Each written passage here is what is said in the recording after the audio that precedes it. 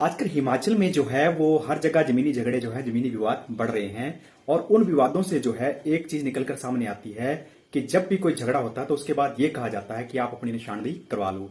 कुछ ऐसी बातें हैं निशानदेही की जिसके बारे में आप सबको जानना बड़ा जरूरी है और उन सब चीजों में क्या है कि किस तरह से जो है वो निशानदेही का प्रोसेस जो है वो काम करता है। तो आज उसके बारे में थोड़ी सी चर्चा करेंगे।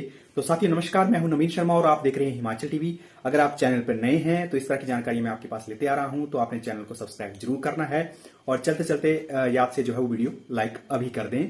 तो देखिए ऐसा है कि जब भी आपका निशानदेही का प्रोसेस शुरू होता है तो उसमें जो है वो सबसे इंपॉर्टेंट जो है वो जितने भी आपके बन्नेदार होते हैं उन सभी के जो है वो नाम पर्टिकुलर उस एप्लीकेशन में लिखना जरूरी है जो आपने निशानदेही के लिए देनी है।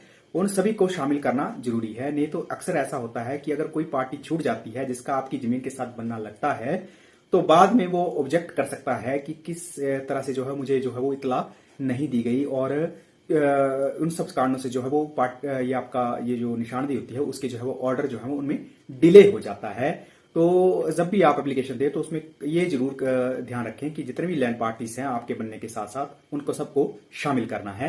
जब आपकी फाइल कंसर्न जो राजस्व अधिकारी होते हैं उनके पास पहुंचती है तो वो फाइल जो है उसको मार्क कर दिया जाता है। अगर उसमें सारे कागजात संपूर्ण हैं तो वो सारी फाइल जो है मार्क होती है और वो कंसर्न जो आपके फील्ड कानून को होते हैं उनके पास जो फाइल आ जाती है।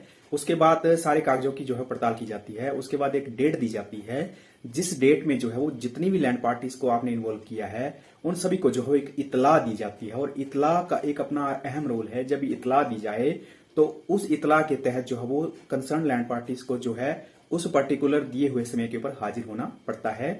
जब मौके के ऊपर डिमार्केशन हो जाती है, ये मैंने पहले ही बताया है किस तरह से होती है। जब मौके के ऊपर डिमार्केशन हो जाती है तो उसके बाद जो है वो उन सब जितने भी लैंड पार्टीज हैं उन सब के जो है बयानात रिकॉर्ड किए जाते हैं और उनको जो है एक प्लेन पेपर के ऊपर जो है वो कंसर्न जो राजस्व अधिकारी आए होते हैं वो रिकॉर्ड करके कंसर्न जो है वो जो आपके तहसील ऑफिस में जो तहसीलदार साहब होते हैं उनके पास पेश किया जाता है। फिर ऐसा नहीं है कि अगर किसी व्यक्ति को निशानदेही मंजूर नहीं है तो ऐसा नहीं है कि जो डिमार्केशन की गई है, जो निशानदेही की गई है वो लीगल नहीं है या वैलिड नहीं है।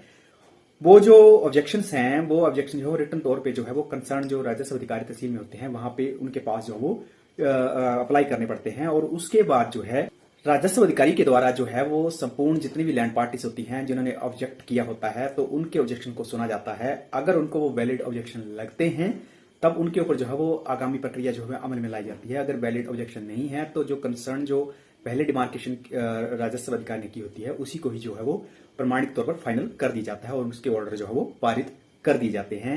ऐसे में जो है हम सबका उस निशानदेही के प्रोसेस में अपनी समझ बूझ के साथ जो है वो शामिल होना बड़ा जरूरी हो जाता है। क्योंकि ये जो मैटर हैं इनमें अगर इस टाइम हम इन्वॉल्वमेंट नहीं रखेंगे तो आने वाले समय में जो है वो दिक्कत हो जाती है।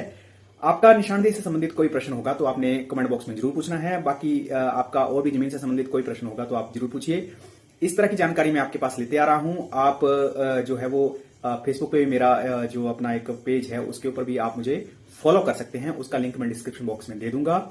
और इसके साथ साथ मेरा व्हाट्सएप के ऊपर एक चैनल है, उसमें भी मैं जानकारियां जो है शेयर करता रहता हूं, तो मैं उसका भी लिंक आपको जो है वो दे दूंगा। बाकी इस वीडियो को पहले की तरह आपने प्यार देना है और इसको ज्यादा से ज्यादा शेयर करिए और लाइक कमेंट के साथ जो है मुझे अपना साथ और सहयोग जो है वो देते रहिए। मिलता हूं एक अगले वीडियो में एक नई जानकारी लेकर, तब तक जय हिंद, जय भारत, जय हिमाचल।